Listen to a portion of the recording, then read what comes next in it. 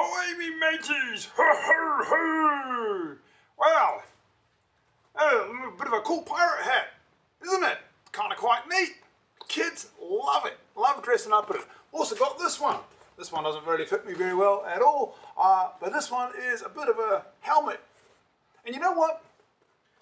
These things are made out of EVA foam. So let me show you what EVA foam is. You know this stuff? You buy it at KMart. 4 sheets, 10 bucks. Let me very quickly whip it open here. Just take the plastic coating off the outside.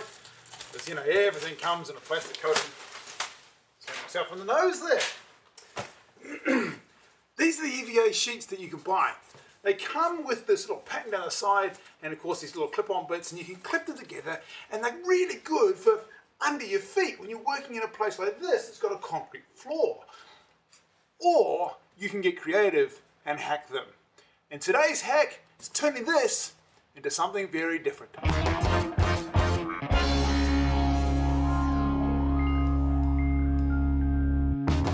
What do you need when you're working with EVA foam? Well, actually it's surprisingly easy. You really don't need a lot of tools at all. In fact, pretty much the only tool you need is one of these. Good old box cutter. Does come in handy to have an X-Acto blade as well. And the other thing that you will probably need is one of these. Now, most other videos you'll see online, they're not using a hairdryer, they're actually using a proper heat gun. I don't have a heat gun. I have my wife's and kids' hairdryer, and it's got a turbo function on it, and I found that that works pretty well. What you're using that for is to create heat in the surface of the foam so you can shape it and curve it. The other thing you need comes in handy, and there's a variety of different things like this. This is a little sharpening block for making sure that your blade is nice and sharp when you're cutting through the foam. I've got a bunch of spare blades here with me as well, and really that's it. The only other thing you need is tomato sauce. Well, okay, it's not actually tomato sauce, it's contact glue.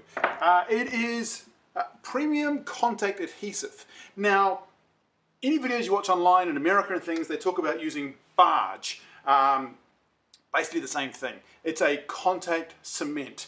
What that means is you put it onto surfaces, you let them dry till they're touch dry, and then you bond the two surfaces together and they're kind of stuck, they won't really come apart anymore. And you end up with a really tight bond. Next thing you need, of course, is a pattern. Now, patterns come in various sort of shapes and sizes. I showed you this pirate hat that I made out of EVA foam. This entire thing is EVA foam. Well, the pattern for that was these little components, so those parts are glued together. You see the darts and things in it. This is traditional dressmaking, clothes making sort of thing. When you glue this back together, you make sure these things all come back together and it will make a nice little curve shape, somewhat like that.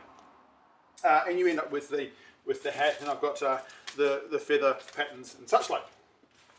So today, I've got these patterns. Now these ones have got some plastic and stuff on the back of it. How do you make your patterns? Well, look, I'm not very good at this yet. This is only my third thing that I'm actually making out of foam. What I did here was I wrapped my daughter in builder's plastic, painter's plastic, you know, the sort of stuff you put on the floor to stop you making a mess when you're painting things. And then I wrapped her in duct tape over top of that, and I drew on a rough shape of what I want. And what the duct tape gives you is the slight curvature to the shape. So this curve here, I'm going to have to put a dart in here to make sure that this all sort of comes back together. We want this to curve round over the shoulders, so I'll have to figure that part out, and I'll heat seal that part, or heat that part to get it to curve across the top. And I've got a back as well that joins on there and comes around and joins around the sides. Now, the one thing I have done already on this, obviously I've cut it out, when it was on her, it was together, and what you'll see is where I've drawn my cut line, I've actually put some registration marks. So I'm going to cut those out as little V's, then I'm going to transfer all of this onto some foam, cut it out, glue it together, and now of course I've only got two halves, you know, a front and a back. Well, you know, you just join those, that one to that one on the other side round, and that'll be the other side, and so whichever way around it goes. So I think this was this side, and then you flip it around and you do this side, and you'll have both sides. All right, let's get to it, see what we can make. All the parts are now cut out of all the foam. And a couple of things that I'm still getting better at. One is keeping this straight as you cut with it. You might notice that this edge here is actually on an angle, which is not what I wanted. I wanted it dead straight. And that's because as I came around the curve, my hand would have moved and I've cut on an angle. The other thing is, one of these is worse than the others, is when you put too much pressure, on, you end up with these little marks and tears in the fabric and the foam. Now the problem with those is that you end up then having to try and fix that and clean it up later. For this one I don't really care. I'm just trying to get this to see if it'll work for my very first one. Even that line there is just not straight at all. It's bleh. Anywho, it is what it is. Now, one little point. Don't throw away all of these little bits and pieces that you end up cutting off, because you end up using those to take the glue right down into the edges on your board when you're working on it.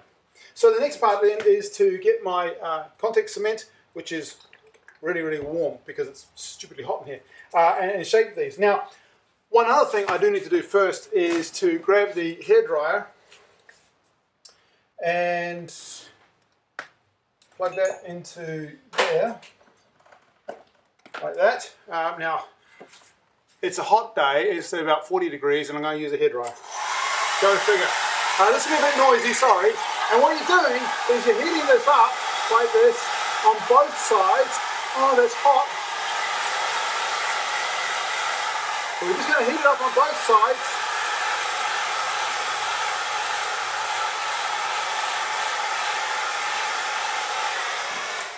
And really what you want to do is just to be able to shape it and get a little bit of shape to it. When it comes to gluing, there's a few things. First of all, make sure the glue is pretty much dry. If I touch that now, there's really not much left to it. Now, black on black, it's a bit hard to see, but I'm going to get these lines on here to line up with the lines on this one. Now, one thing you'll notice, this is atrocious, absolutely shocking gluing. It's so hot the glue is just running everywhere and I'm losing control of it. But anyway, it is what it is. Now, so I'm going to get these together like this. I'm going to start on the inside edge here and get them right there. And you'll see as it comes together, it bites. Now I'm going to line that up with that spot there. And I'm just making sure that that edge is a really nice tight fit. Now I've still got a big gap in the top there. I'm going to reposition. Come around, I'm going to bend that one slightly out of the way because I don't know how I'm going to get that without touching it.